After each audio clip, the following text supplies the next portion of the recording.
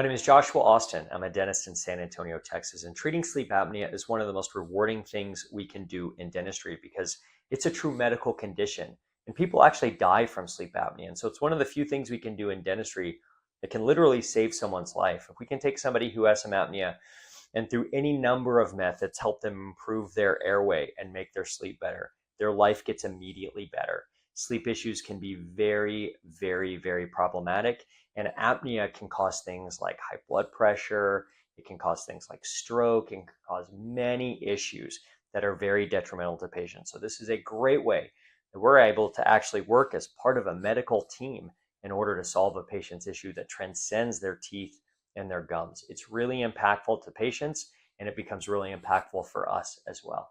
Sleep apnea is a medical condition where the airway that we use to breathe constricts, typically when we sleep, from our tongue falling back into the back of our throat and blocking that airway.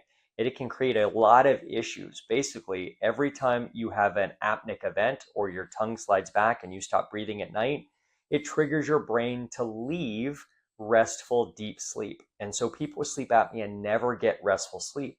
They could sleep 8, 9, 10, 12 hours and still be tired when they wake up. It can cause a lot of problems with your teeth. People with sleep apnea tend to grind their teeth a lot. They wear their teeth down because their body is willing to sacrifice their teeth in order to be able to breathe. We can live for many, many days without eating. We can live for 3 or 4 days without water. But we can't live more than 2 minutes without oxygen. So it's really the most important thing that we have, and your body is willing to destroy its teeth in order to get oxygen. So if we can treat the sleep apnea, not only does it make our overall health better, diminish the possibility of things like stroke and heart attack and all those kind of things, but it also saves our teeth as well. And so it is very impactful, and it's one of the things that can be extremely detrimental to someone's overall health. And sleep apnea is something that we definitely want to make sure that patients are getting tested for when we see signs of it in their mouth.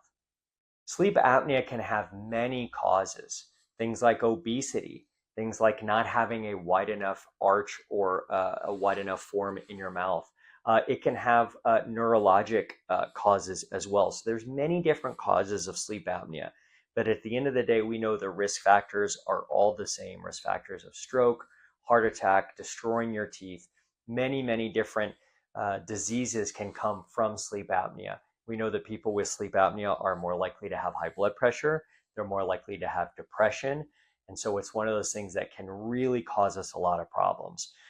There's not one thing that can cause sleep apnea. In most people, it's probably a long list of things. It's what we call multifactorial. If someone comes in that we suspect of having sleep apnea, we kick the process off by referring them to a sleep physician who can do the diagnostic process and get the ball rolling into hopefully a state of better health. And we try to help along the way through any number of treatments that we can do. So diagnosing and helping a patient through a sleep apnea diagnosis, it's one of the most impactful things we can do as dentists.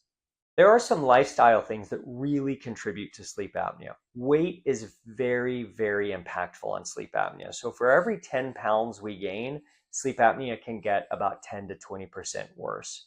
Alcohol plays a big role as well. We can have patients who are totally normal when they don't have a drink and then have a couple of drinks in the evening time and become mild or moderate sleep apneics. So those two things can be very impactful on our sleep and our sleep apnea. In San Antonio, where we have one of the highest populations of diabetes type 2 and obesity, we see it running rampant in our community. And so anytime we can help identify these lifestyle factors and help get somebody with medical help that can contribute to curing those things, the sleep apnea can get better. It can make all of our jobs way easier. The biggest risk of leaving sleep apnea untreated is death. That's right, people die from sleep apnea. So it's not like something trivial. It is very, very impactful. It can also contribute to things like high blood pressure. It can contribute to depression. Many, many diseases are made worse by having sleep apnea.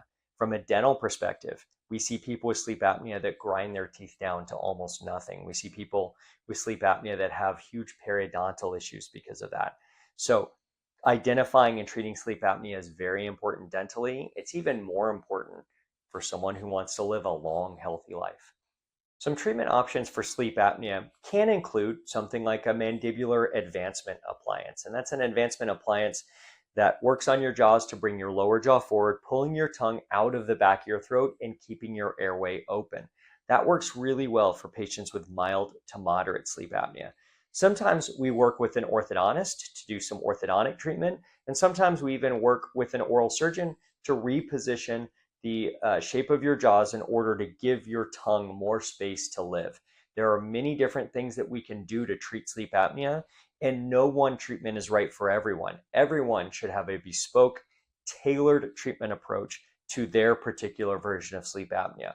The best way to figure out how to do that is to schedule a consultation so we can take a look, make some measurements, and have some conversations about what's important to you. If you're interested in getting treatment for your sleep apnea, the best course of action is to make an appointment for a consultation. In a quick 30-minute consultation, we can do some radiographs, some x-rays, we can do a 3D scan of your teeth, and we can sit down and visit about your particular condition and take a look and see what we can do to fix it. There could be many different options with your sleep apnea treatment. We want to make sure you have the one that's right for you and your sleep apnea.